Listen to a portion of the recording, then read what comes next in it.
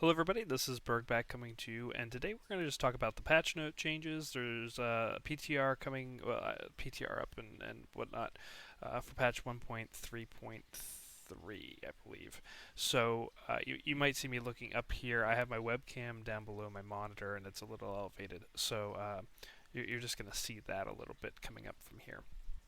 And we're going to talk about the patch changes as I talked about here, and as we're going to start out here talking about the general, default hotkey to toggle in-game music on/off has been reverted to its hotkey prior to patch 1.3.0, and the hotkey to display APM in the observer slot stat panel has been changed as a result of that.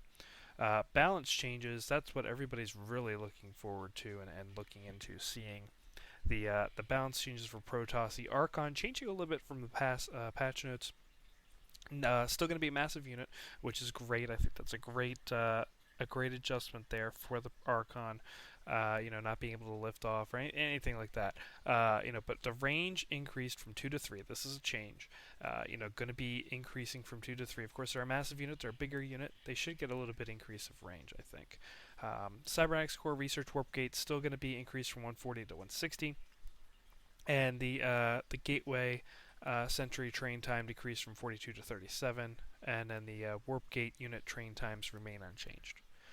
So there we go. That's going to stay unchanged. The pylon power radius has been decreased from 7.5 to 6.5. This is still the same change that we saw from the patch before. That's just going to reduce the radius of power, and also the area that we can spawn in units from the warp gates for Protoss players. So there's a lot of talk around this, and we see this now change. The warp gate train time now remaining unchanged. So we'll see how that goes. The Terran bunker, and also up here they did, I believe, take care of, it's only sentry now. There used to be a whole thing for stalkers and zealots as well, so they took that out, and now they're just sticking with the sentry decrease time. So we'll see how that goes in the play here. And of course, Blizzard, I'm sure, is keeping on that and seeing how that works against the different types of competitions between people. So now we're going down to the Terran. Bunker change is still in effect, 100% down to 75% for salvage. And the Ghost is changed from 150, 150 to 200, 100. I think that's unchanged from the past PTR patch. Not sure. People are probably going to be like, no, Berg, you're totally wrong. But, going up 200, going up 50, going down 50, gas. So, we'll probably see a little bit more Ghost play come out here, especially since they're a little bit less expensive on that gas. Thor now has a 200 max energy and starts with 50 energy. And the strike cannons now cost 150 to use. The cooldown is removed from that. So some interesting change there. The Zerg, the Infestor, the speed decreased from 2.5 to 2.25, so they're going to be moving a little bit slower, and sometimes that can be good, and we'll see how that balance changes as well. And the Spore Crawler, of course, the route time decreased from 12 to 6, and that was on the prior patch as well. And Zerg anti-air, being able to move them around, being able to sink them back into the ground a little bit faster, that can definitely be a good thing for the Zerg players. Just the bug fixes here. We'll see if we have anything really big here. Ghost could not EMP in the same location. That should be fixed now.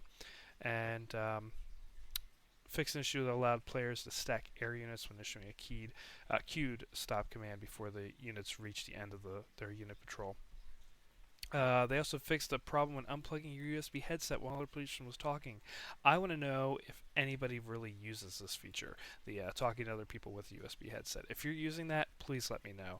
Usually, I'm playing with friends, so I'm usually on Vent or something like that, and I don't really use headset in game with other people. So, if other people are using it, that's great. Now, let me know if you are using that, because I don't think that's a very used feature in the game. They did fix an APM statistic, which was artificially increased, and also fixed a 3D portrait issue when slow game speeds are occurring. And they also fixed an issue where, when viewing a replay, no text message was displayed when a player left the game. I have seen that every once in a while when I've been doing replays, and you might see them on my games when seeing that. So that's great that they're fixing that. That's nice to see that somebody's actually leaving. And also for all those Taiwanese players that are actually watching my channel, I don't even know if I have any, but if you are, hi. They do display and hide. The hotkey display hide in the game UI for observer mode now works correctly, which is great. Which is great. And as you see, this was updated 5/4/11 1:05 a.m. UTC. So this was just updated a couple hours ago, and these are the changes that are coming so far in the PTR. So it looks like Blizzard has been tinkering a little bit, and we'll see how that has to go with that. Um, Again, if you have any comments about this, please let me know.